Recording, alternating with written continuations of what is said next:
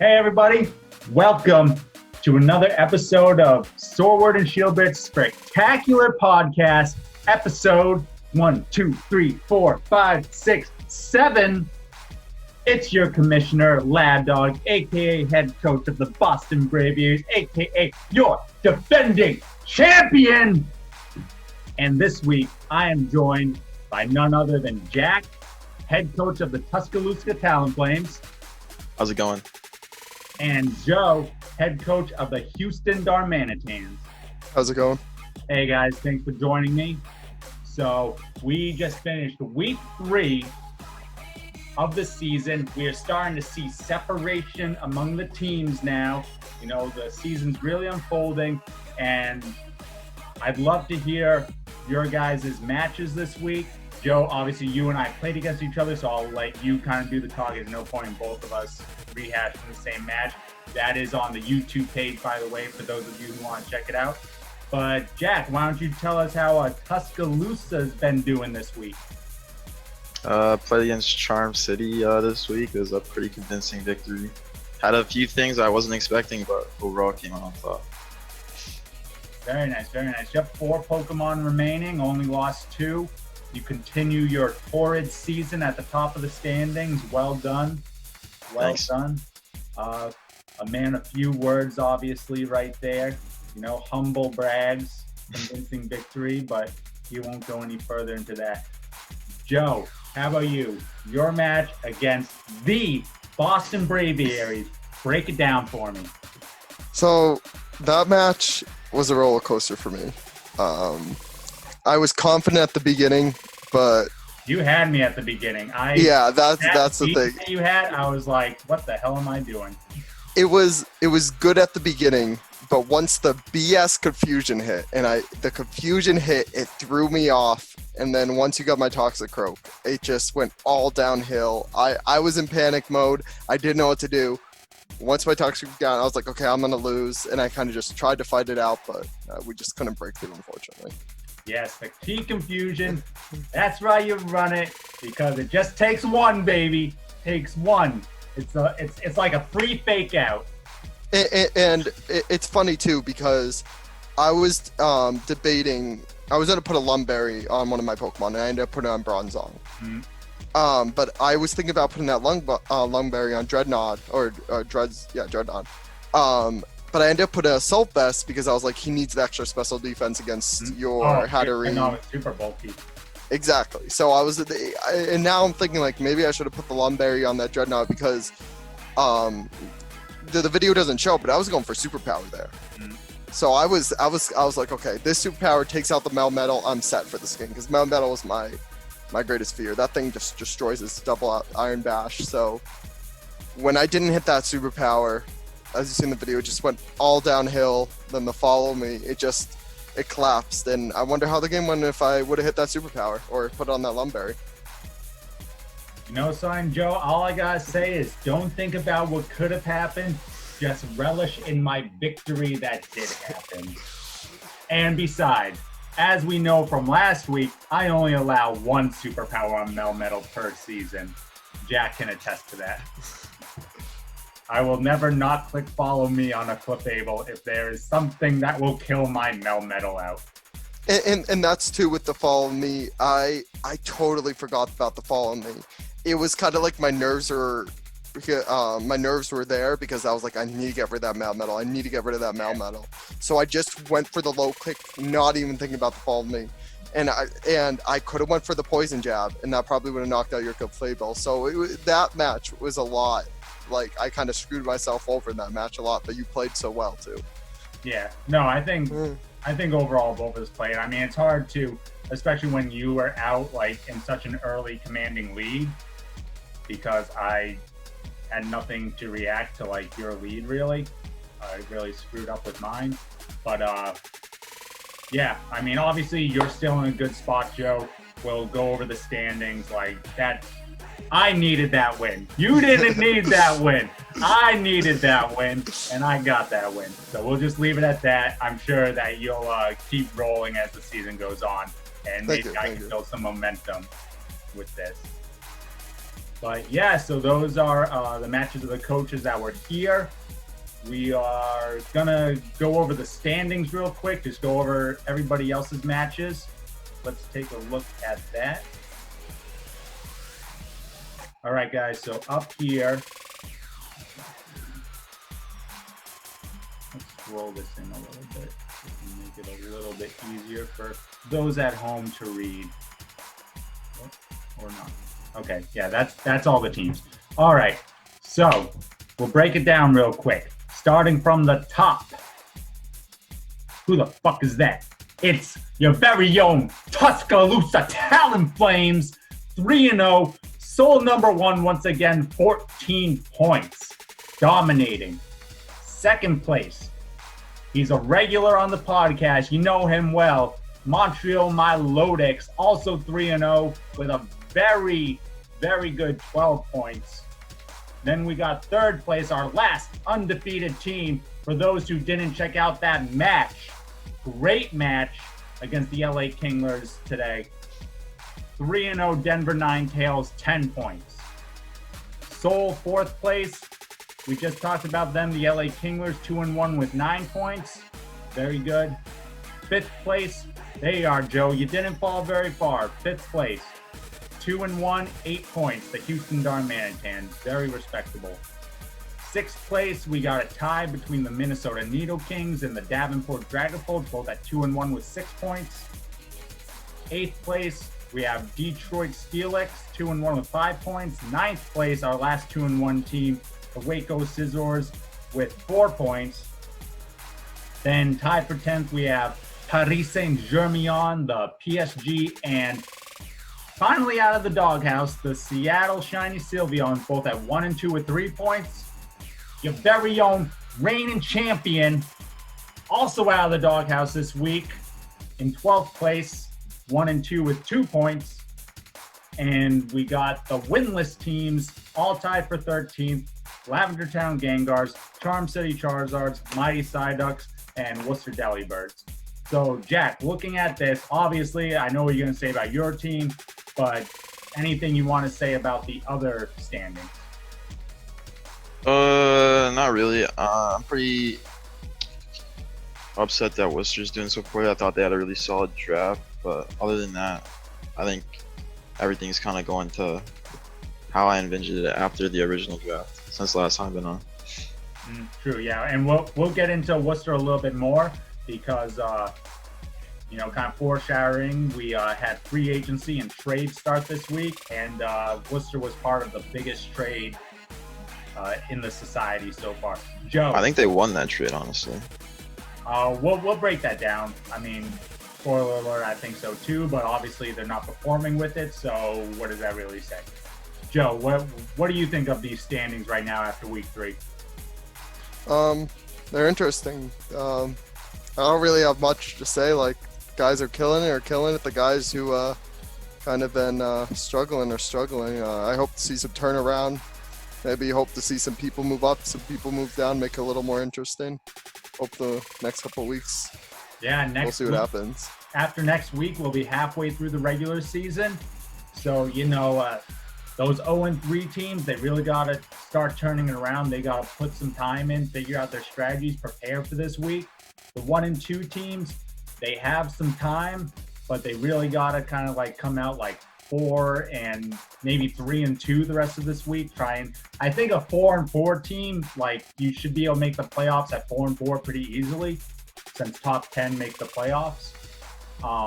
So you're looking for that. The 2-1 teams are in a good spot, and obviously the 3-0 teams are right where you want to be. So looking from this top to bottom, Tuscaloosa, obviously, Jack, you've been doing great. Can't say much about that. Tom in Montreal, they're kind of like the self-proclaimed guru, whatever. So he's where he wants to be.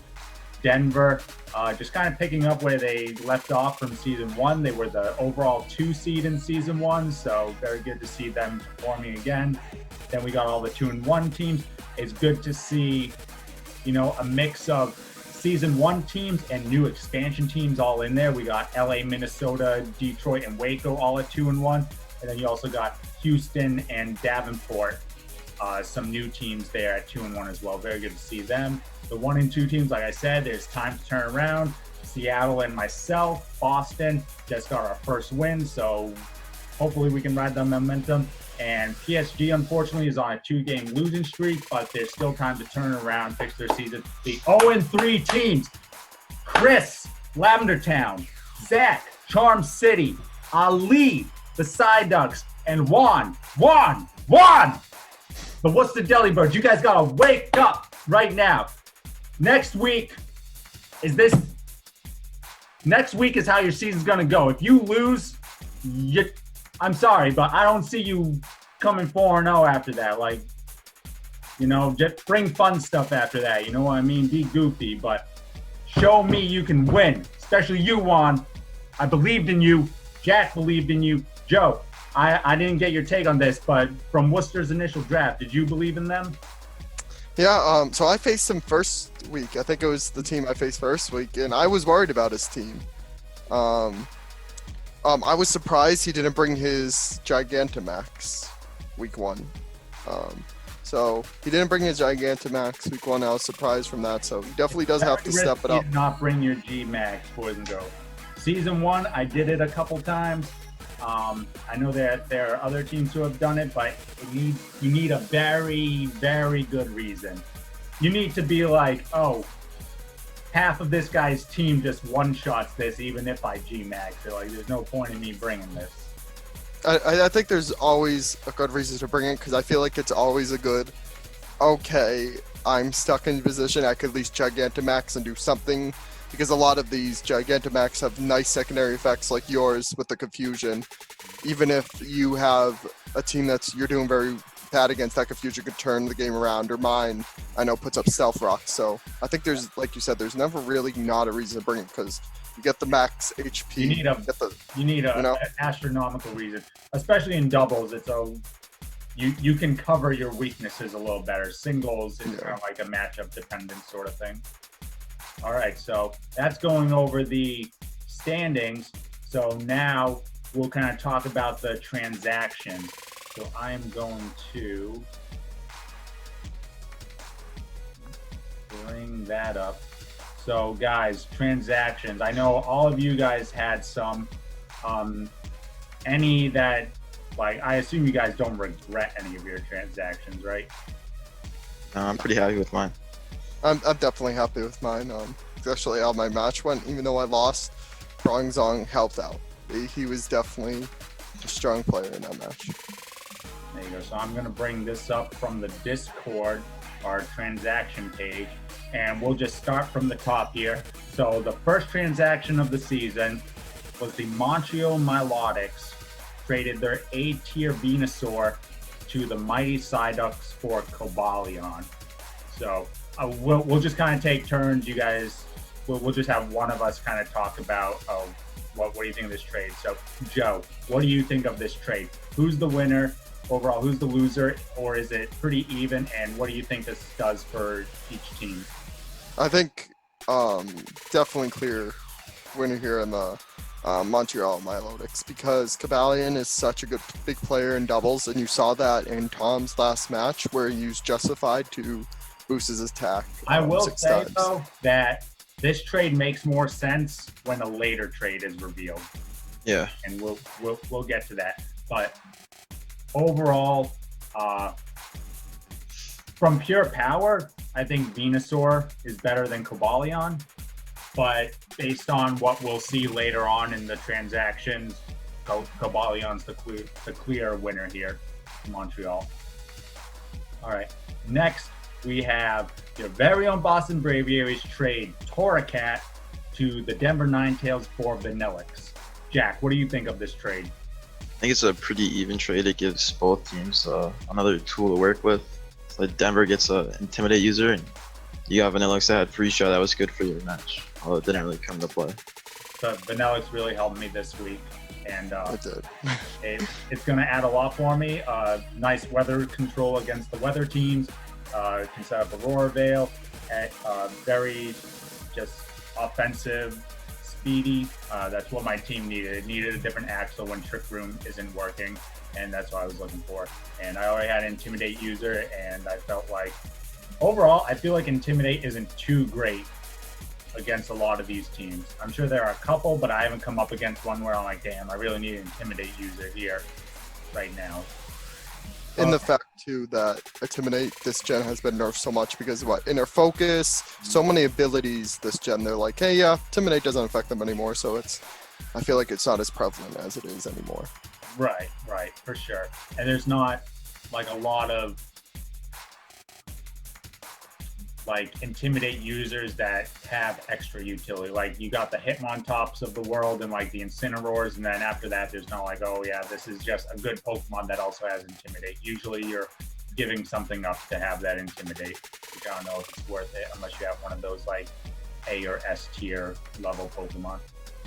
Next we have a G-Max trade, Detroit Steelix trading their Gengar to the Davenport Dragapult for Pikachu.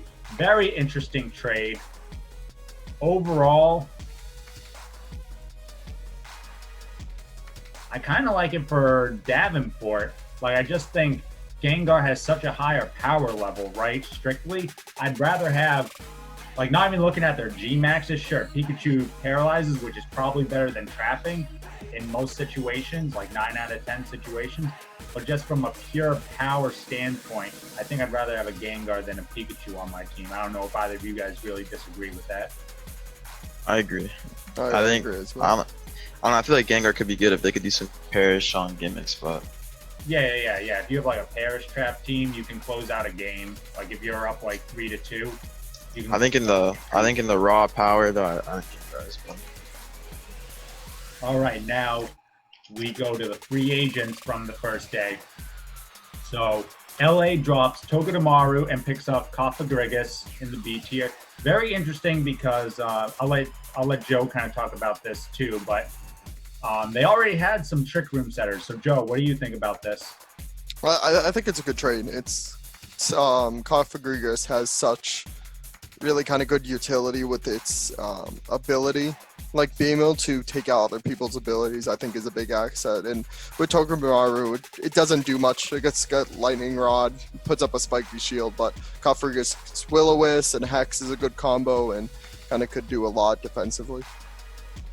True. So next we got the Tuscaloosa Talonflames dropping their S tier Tyranitar to pick up Gothitelle. Very interesting. So they dropped the offensive Sand Abuser for the Shadow Tag trapping, or I guess if you want to run competitive Gothitelle.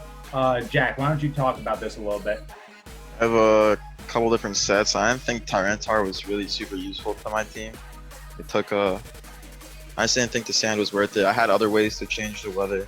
I felt like if I could add some more options to my team with Gothitelle, like I just like what support it can bring. Like I can do Trick Room, I can run as a special attacker, I can run as a bulky sweeper. It just has so much I can do with that. I just feel like it better benefits to my team than Tyranitar would. Yeah, very cool.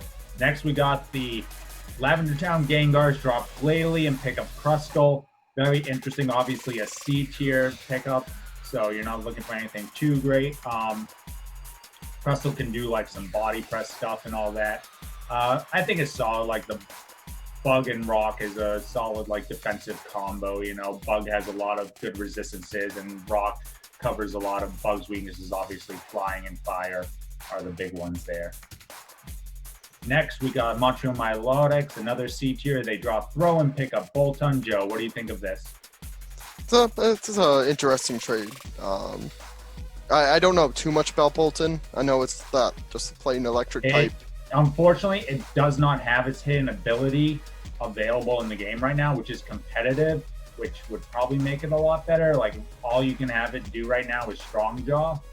So I guess you really want an electric type, and this was the best he could think of, although I probably would have gone with like Rotom Fan in C tier or electric type. Next, we got the Minnesota Needle Kings. They drop Doug Trio and pick up Indeedee Male. Now, Jack, this team already had Indeedee Female, so what do you think about this? I think it's kind of interesting. I guess I just want to spam Expanding Force, but if you have a Dark type, I don't know. Yeah, what do you do against a Dark type? Pray to God, I guess. I don't know. Yeah, It'll be tough. for sure. All right, Joe. So Houston Darmanians, you dropped Ditto. You wanted to do something fun with him, I assume, but you had to drop him and you pick up Bronzong. So obviously, you can talk about this, but I think Bronzong did very well for you in the first game. Yeah, my mindset was I originally picked up Ditto because I always think Ditto's a good flex pick where you could bring him out and doesn't matter what he copies, you know, he could do something. He could do something to change up the battle. But I needed a good steel type for my match with your Hatterene and Clefable, and I was like, I need a good support mon. I love Bronzong with the ally switch, and it's got heavy slam, and I could probably hypnosis if I want on it. And I just needed a good support mon. And I'm glad I picked up Bronzong because, as people could see in the match, the ally switch really helped me. Yeah, for sure. Definitely threw me off a couple turns. You know, ally switch is one of those things. It usually takes you by surprise the first time, then you gotta try and play around it after that. Denver Ninetales dropped Ice Q and picked up Trevenant, so they dismantled the Ice team. Very good. And they got a very nice offensive Trick Room sweeper. Did pretty well for them in their match today, for those who haven't watched it. Very cool, Trevenant. Waco Scissors, they dropped Galvantula and picked up Klinkang. Jack, what do you think about this? I think it's just shoring up some weaknesses. I don't really have too much to say about it. I don't really know what Klinkang is useful for. It's just a solid steel type. But yeah, I mean, I didn't really like this pickup because they already have like Excadrill and, you know, like, I don't know what Klinkang is bringing for you. I talked with Josh, the head coach of the Waco Scissors. He obviously has G-Max, Toxtricity has G-Max, and he said, oh, it might be fun to do a little plus-minus thing, but I don't think, like, that's worth it. yeah, I agree. At this early in the season, you know, maybe when you're, like, 5-1 and you're like, oh, I can do something fun like the last week or two of the season before playoffs. You try something like that. All right, Boston Braviaries, we drop Sock, we pick up Galvantula. Joe, what do you think of this pickup? I think that's a really good trade for you. You needed, you know, Galvantula is one of those mons that could do everything. It could be a fast choice spec sweeper with Thunder and Compound Eyes, or it could be a nice support mon that it gets Sticky Web, Electro Web. So I feel like it's a great pickup, Galvantula, because it just could do so many useful traits, and especially for you going against a rain team. Yeah, for sure. Going against the rain team, obviously I wanted a powerful electric type or something. Actually, both of my pickups this week did. I didn't bring Galvantula until the last like turn or so against you, but both of them would have done pretty well for me, I think. And yeah, just again, I realized the weaknesses in my team and are looking for Pokemon to kind of like shore those up and give me some flexibility. Davenport Dragapult S tier. They drop Primarina and pick up Keldeo, the water horse. Jack, what do you think of this one? I think it's interesting. I don't really think he is a solid beat-up user for Keldeo, but I guess it is a legendary Pokemon, so it has way better stats than Primarina, but I think it could have been give or take. But I do like it. I would have to look at his team overall again to like see where like his speed tiers lay and everything, because obviously Primarina is very slow, but it can be a good bulky water type. Obviously Fairy is like the best type in the game. Like Yeah. Steel are probably like the two best types in the game. So you're trading Fairy for fighting. I'd have to look at his speed tiers and everything, but yeah, if he doesn't have like a beat up user for Justified, I mean, then you're giving up a lot there, I think. I think it's an interesting pickup. Yeah, I'd have to see where it goes from here, though. Detroit Steelix, they dropped Darmanitan, that's Denovan Darmanitan fire type, and pick up Gardevoir. So, I like this. I think obviously in doubles with people bringing Intimidates and everything, it's good to have like special types. Gardevoir is very good as Psychic, Fairy, like gives a lot of like coverage for each other defensively, and it's just a very good offensive attacker, special attacker. I would love to see somebody pick up Darmanitan. I don't know where it would fit in, but I do think that is also a very strong Pokemon with sheer force and all of its strong moves. The big one, a 3-for-3 trade between Montreal and Worcester. Montreal received Whimsicott, which is S tier, Cinderace and Como-O, which are both B tiers, and Worcester received Incineroar, Sableye, and Hydreigon. So, Jack, you kind of talked about this a little bit. I think this one's so big, I want to hear both of your perspectives on it. So, Jack, why don't you give us a little blurb on this first? I think 3-for-3 Worcester wins the trade. With the amount of support Pokemon that they're getting and the amount of stuff they can do with it, with Sableye, Wash, or Fake Out, or Incineroar with Intimidate and Parting Shot, all that stuff. But the more I look at it, the more I like what Montreal got with the Libero Cinderace and obviously the B-Dot Whimsicott. And just Whimsicott does a lot as well with Prankster and Tailwind. Gives speed control. I don't know. Honestly, I think it's more of an even trade than I was first thinking. All right, go. What do you think? I first want to know how Tom got this done, because I feel like it definitely Tom initiated this because he needed the Whimsicott for the beat up, and I feel like Whimsicott is one of those Whimsicott beat up in the game. Yeah. Sorry, can't pronounce his name. I feel like it's such a good mon in doubles. It's like as Jack mentioned, the Tailwind, the Prankster, Cotton Guard.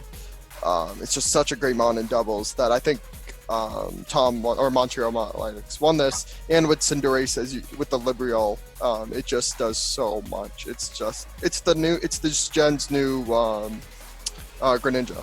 It just destroys everything that comes in its path. Yeah, obviously it's a little weaker that you can't Dynamax it in our format, which makes it a little better. You can't like max Airstream and everything, but yeah, I mean. You saw the other trades I did not put up to a league vote. This one I put up to a league vote, so it's all of our faults. If we think it's a little lopsided, it needed a majority vote, so 8 people had to pass it. And as you see, 10 people passed it. If I was Juan, knowing that Tom had gotten Cobalion earlier in the week, and he wanted my Whimsicott, I would be like, open the vault, boy. Like, you want to strip your whole team for me? But let's go. I want your A tier. I want all your B tiers. Like, I would have figured something out, right? Yeah. Because that's why I'm surprised this happened. That's why he agreed to it. I mean, I can see from Worcester's point too, because Worcester had a lot of power on their team, like a lot of just straight power, and they needed some support, which they got from Incineroar and Sableye. And I like Hydreigon better than Como-O, like in a 1-for-1. But the fact that Whimsicott is with Cobalion now, sure, you can't Dynamax. So there's ways to play around it, but that alone is a scary thought. Tom is definitely someone to be looking out for. Yeah. If Tom offers you a trade, you gotta look at it very closely. Yeah, look at it twice. Look at it twice. All right. Next, we got another free agent pickup. Charm City Charizard to drop Cherim at Shiftry, so they get another chlorophyll user. Different on the spectrum of Vileplume. This one's a lot more offensive. Definitely better than Cherim, I would say, for the Sun team. And hopefully we can see Charm City actually bring the Sun. And back-to-back weeks, they haven't brought Torkoal, so I think that they are not playing their team to the full potential. And at 0-3, they got to really turn that around. Joe, do you have any thoughts on that? I think it's a good pickup with the Sun team he has. Cherim, too, is one of kind of those mons that doesn't, it's not that powerful. It doesn't bring too much. Shiftry, half dark type, has the Sucker Punch. It has knockoff. It could get so many more utility with the Sun. I like it as a special attacker because I think it only loses 10 points between its attack and special attack. So you can run Heat Wave, which in the Sun would do a lot of spread damage. Leaf Storm as your stab, Dark Pulse, and then you got another slot there. So I kind of like as a special attack. Like you could run Sucker Punch if you just really want some priority. You can run Protect, some different things. Like you said, knock off if you're like, ooh, I want to make sure I take off a weakness policy on something or whatever. Then another trade from Montreal. My God, there goes half their team now. The Charm City Charizards trade Bisharp to Montreal for Silvally. Very interesting trade, Jack. What do you think of this trade? Honestly, I like this one more for Charm City. I don't really know what Tom's trying to do with Bisharp. It's kind of an interesting pickup, but obviously he's probably scheming with some crazy stuff. So yeah, I mean you get Defiant with Bisharp. The problem is that Montreal's kind of like they got Whimsicott, sure, very good, one of the best support Pokemon that you can ask for, right? But they got rid of so many of their support Pokemon. I think now all they have is Whimsicott and Oranguru, right? Which Oranguru is pretty niche. Like it does stuff very good, but what it does is like niche. Like it's limited, yeah. So getting rid of Silvally, which is a Parting Shardder, like the utility, whatever type you want to bring, you can bring, right? So very interesting. Joe, do you have any comments on that? Yeah, I think Charm City, just the big one for them because, like you said, I needed that. I hate that mon just because you never know what your opponent's gonna bring. You don't even know what it is in preview. You don't know if it comes out, and then you gotta. I mean, you can press Y, I guess, and see what type it is, but sometimes you forget that you can press Y, and you're like, what color is that? What shade of purple is that? Is that ghost or poison? I have no idea. All right. And the annoying thing too, it hit hard and it's decently tanky. Like that thing doesn't get knocked out in one hit. Good stats. It's base 90 all along the board. So not great stats or anything, but just very solid all along the board. You can EV it however you want from week to week if you want it bulkier or offensive. I definitely think Charm City stole their trade away. I like it. Good. We needed Montreal to take a little step back. Next, another Montreal trade. They trade a Alolan Doug trio to Davenport for Delmise.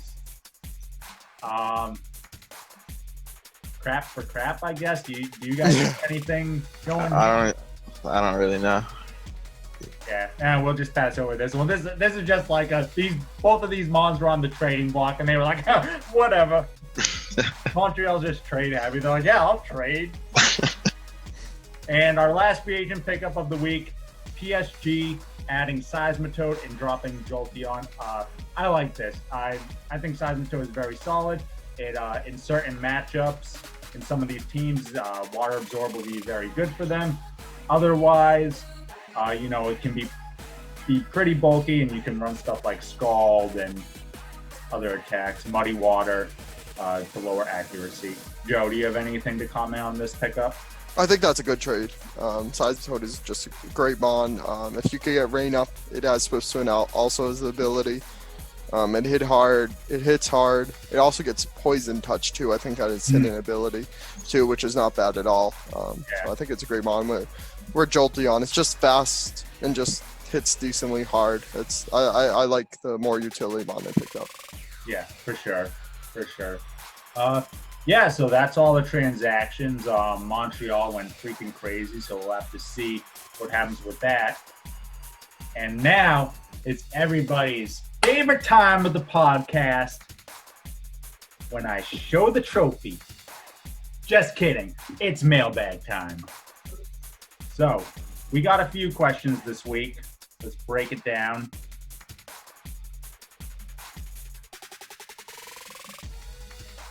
Let me just make sure I'm not missing one. All right, here's the first question. We have a lot from Tom. Montreal's been busy this week. He's doing trades. He's doing free agent pickups. He's asking questions.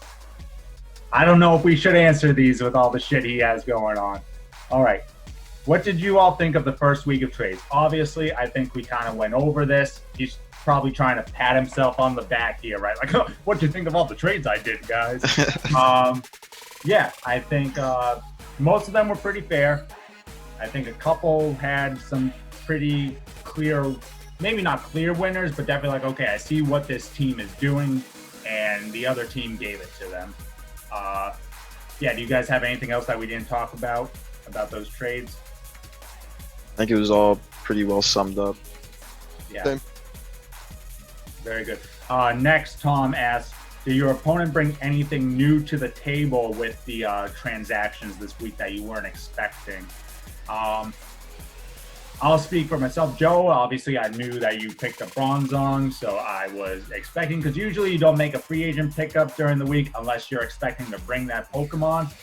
I did not prepare for it as much as I probably should have, however. So good job with that. Jack, how about you? Anything throw you for a loop this week? Yeah, his Gmax Charizard took Focus Sash, which kind of threw me off guard, but it did die the same turn due to my Pokemon, but it did cause my Pokemon to die. There you go. Well, you gotta lose some points, buddy. Joe, how about you? You anything? Yeah, I tried to prepare for mine against you because I saw you picked up Vanillix and Vantula. I brought the Pajurkin because it had Lightning Rod for the Vantula, and for the Vanillix, I was like, okay, he's brought it for Hail. I thought Hail and Roavale. I forgot about the Ice move that's super effective against water. I didn't bring my Ludicolo because I was like, that Vanillix is gonna just destroy it. That's why I brought it. So that definitely caught me for a surprise there. Very cool. All right.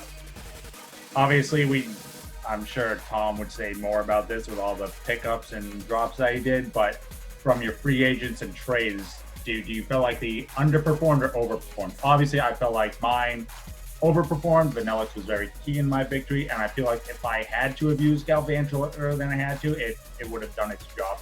Joe, what do you think, Bronzong? I think he overperformed. Honestly, I thought I didn't think Ally Switch would help me as much as it did. In the match too, you actually copied Ally Switch, which helped me out a lot. Yeah, that actually helped you. That was funny. I honestly, he's gonna double into the Hatterene this turn. Damn it! Yeah, it actually helped. It didn't help me out, but also really, I brought Bronzong, which you don't see in the match. I brought it for Imprison. I had Trick Room Imprison on it, and I never got to use it. Yeah. And I thought I didn't bring my Dusclops, so it wasn't as obvious for you to use it, I guess. Yeah. So that's another reason I didn't end up using it, but it did a lot more than I expected. I thought it was gonna just hit maybe one heavy slam, Ally Switch once, maybe Imprison, but it really helped me out at the beginning. Very cool. Jack, how about you? Galatahl just did what I was expecting. It's gonna come out more in the later weeks when I pick up some more stuff, but I think it performed as I was expecting for this week. Very cool. All right, so next, this one comes from Caitlin. What do you think the best trade this week was, and what was the worst? So we can also include free agents in this. We can do trades and free agents. So the best trade, are we talking about who won one? Because I feel like Bisharp for Silvally, I think Charm City, that was a clear winner. Obviously, you can say the Worcester Montreal one was I see what both of them are trying to do. Yeah, Jack, what do you think? Do you have a clear winner, clear loser in the transaction market? I definitely think a clear winner would be the Charm City Montreal trade, Bishop and Silvally, but I think Tom got a lot of power this week, even though he did give a lot from everything that Tom did. Of course, he has a whole new team, right? Yeah. After 2 weeks, he has a whole new team. Definitely a new look. Joe, how about you? Do you have a clear winner, clear loser in the transactions? I kind of agree with you guys. I don't have too much more to say. Yeah. All right, next. Another 20 questions from Tom. My God. Actually, this is just a repeat of his. No.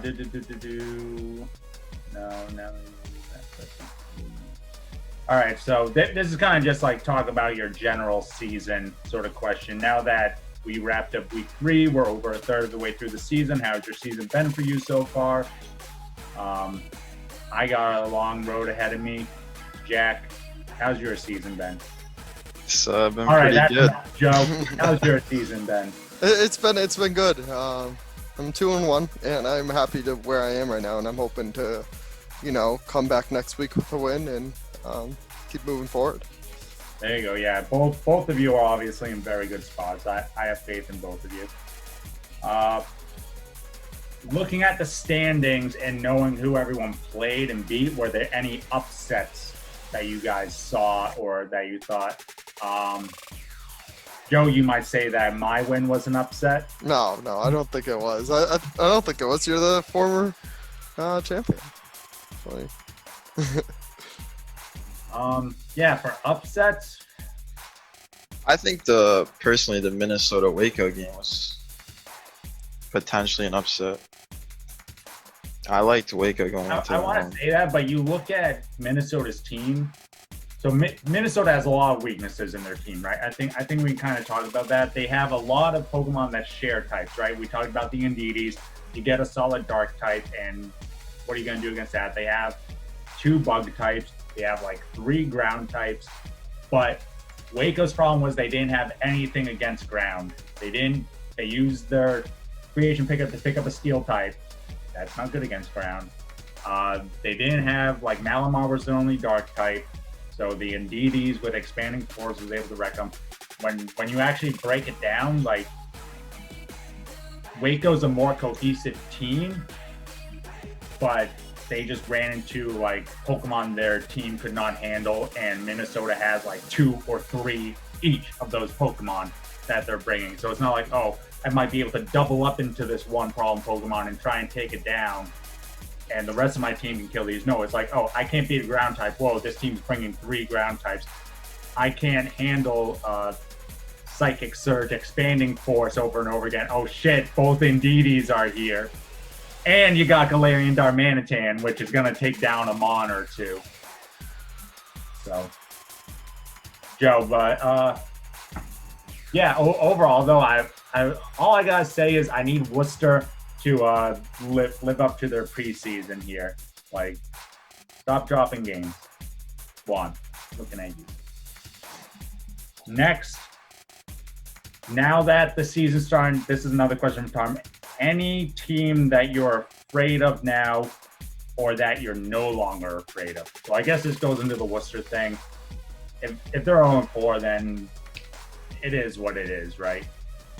But obviously, like, new teams to fear. I think for those who haven't watched the Denver-LA game, that was a crazy game. Both teams 2-0.